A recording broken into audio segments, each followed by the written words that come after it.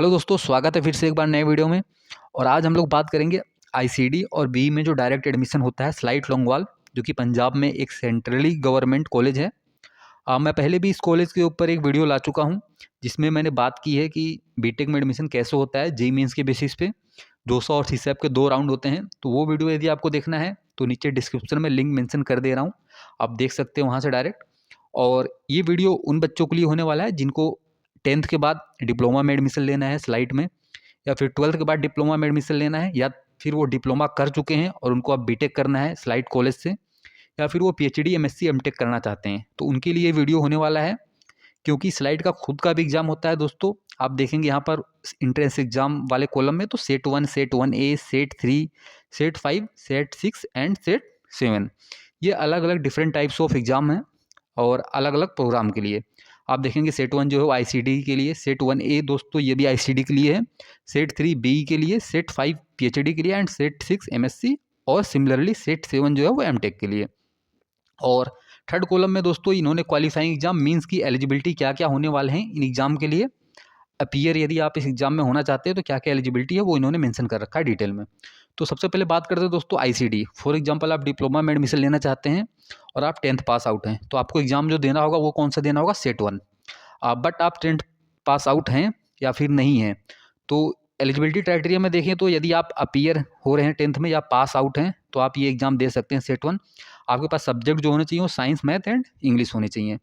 तो ये सेट 1 दोस्तों 10th वालों के लिए है। सेट 1 ए की बात करते हैं दोस्तों, तो सेट 1 ए दोस्तों जो है वो 2 ईयर आईटीआई कोर्स, या जिन्होंने भी आईटीआई कोर्स किया वो दे सकते हैं, या फिर दोस्तों 10+2 किया उन्होंने और साथ में 2 ईयर्स का इंडस्ट्रियल एक्सपीरियंस हो government, semi government and private industry से, तो वो भी आईसीडी का ही डिप्लोमा वाला कोर्स कर सकते हैं। अब दोस्तों बात करेंगे बी दोस्तों, जैसा कि आप लोगों को पता होगा कि यदि आपका डिप्लोमा कंप्लीट हो चुका है तो आप डायरेक्ट बी में एडमिशन ले सकते हैं, आपका डायरेक्ट सेकेंड ईयर में एडमिशन हो जाएगा। तो उनके लिए एग्ज़ाम है सेट 3 के नाम से एग्ज़ाम होता है, वो ये एग्ज़ाम दे सकते हैं। एलिजिबिलिटी दोस्तों वही है कि आपका डिप्लोमा कंप्लीट होना चाहिए रिलेवेंट ब्रांच में, जिस ब्रांच में आपको एडमिशन लेना है उसी ब्रांच में आपका डिप्लोमा भी होना चाहिए। फॉर एग्जांपल आपको मैकेनिकल इंजीनियरिंग में बीटेक करना है तो आपका डिप्लोमा उस ब्रांच में कंप्लीट होना चाहिए, फिर आप अप्लाई कर सकते हैं सेट 3 के लिए। सेम दोस्तों पीएचडी के लिए भी है, सेट 5 का एग्जाम होता है, आपका मास्टर डिग्री रेस्पेक्टिव ब्रांच में कंप्लीट होना चाहिए, या तो अपीयर हो आप। सेम सेट 6 और सेट 7 भी है, आपको रेस्पेक्टिव ब्रांच में यदि आपकी डिग्री कंप्लीट है या तो आप अपीयर हैं तो आप सेट 6 और सेट 7 भी दे सकते हैं।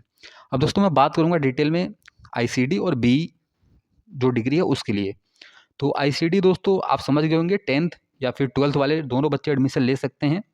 और एडमिशन के बाद जब उनका डिप्लोमा ये कोर्स कंप्लीट हो जाएगा दोस्तों 3 साल का, तो उसके बाद वो सेम कॉलेज से ही, मान लो आपने स्लाइड में एडमिशन लिया डिप्लोमा में और आपका कोर्स कंप्लीट हो गया और फिर से आप बीटेक करना चाहते हैं, तो फिर आपको ये सेट 3 एग्ज़ाम देना पड़ेगा और फिर आप बीई में डायरेक्ट सेकंड ईयर में आपका एडमिशन हो जाएगा और आप जेईई मेंस वाले बच्चों के साथ ही पढ़ेंगे। सेकंड ईयर से लेकर 4th ईयर तक आपका सब कुछ सेम होगा, कोई भी मतलब ऐसा कुछ कि जेईई मेंस वाले बच्चों के लिए अलग है आपके लिए अलग है, ऐसा कुछ नहीं होता।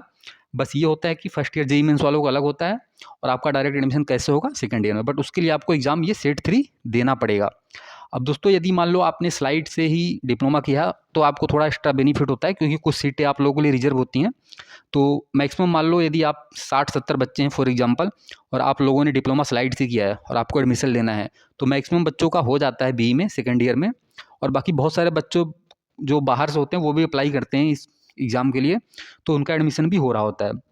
फॉर एग्जांपल मेरे भी बहुत सारे दोस्त हैं जिन डीटीयू से और भी बाकी दिल्ली में बहुत सारे कॉलेज हैं वहाँ से उनका डिप्लोमा हुआ है और स्लाइड में उन्होंने बी में डायरेक्ट एडमिशन लिया है। कुछ जॉब करके भी आते हैं और कुछ विदाउट जॉब डायरेक्ट भी आ जाते हैं एडमिशन के लिए।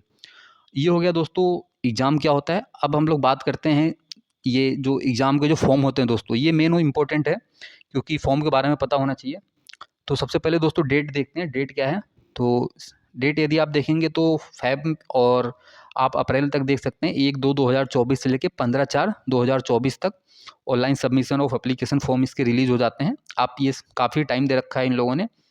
इसी प्रकार दोस्तों पीएचडी के लिए आप देख सकते हैं, और सेम एडमिट कार्ड का यदि मैं बात करूँ तो 30/4/2024 रिलीज़ हुआ था, मतलब आप देख सकते हैं इस डेट पे एडमिट कार्ड आ जाता है और आप एडमिट कार्ड डाउनलोड कर सकते हैं। और उसके बाद आपका एडमिशन जो होता है एग्जामिनेशन शेड्यूल आप देख सकते हैं, तो 4/5/2024 4/5/2024 और 22/7/2024। तो ये है पूरा प्रोसेस, मतलब कि आपका लगभग जून में महीने में आपका एडमिशन नहीं, सॉरी दोस्तों, एग्ज़ाम आपका हो रहा होता है, तो आप अप्लाई कर सकते हैं।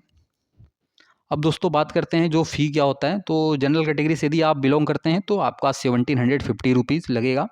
आईसीडी यदि है तो 1000 लगेगा। ये दोस्तों 1750 उनके लिए जो बी में एडमिशन लेना चाह रहे हैं, मतलब उनका डिप्लोमा कंप्लीट हो चुका है।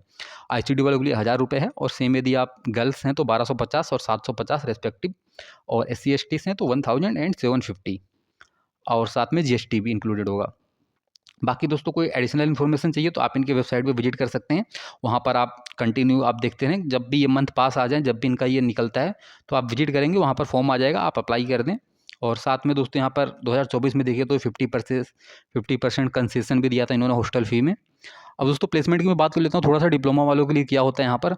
दोस्तों प्लेसमेंट होता है, ऐसा नहीं है, मतलब कि बहुत हाई प्लेसमेंट नहीं होता, 3-4 लाख का प्लेसमेंट हो जाता है। पर बहुत सारे बच्चे प्लेसमेंट प्रीफर नहीं करते, मतलब बहुत कम ही लोग लेते हैं। क्योंकि मैक्सिमम बच्चे का जो डिमांड रहता है वो ये कि डिप्लोमा के बाद बीटेक करते हैं, और जब बीटेक उनका हो जाता है तो उसके बाद ही प्लेसमेंट लेते हैं, क्योंकि प्लेसमेंट बीटेक के बाद जेईई मेंस और उनका सेम ही लेवल पे होता है।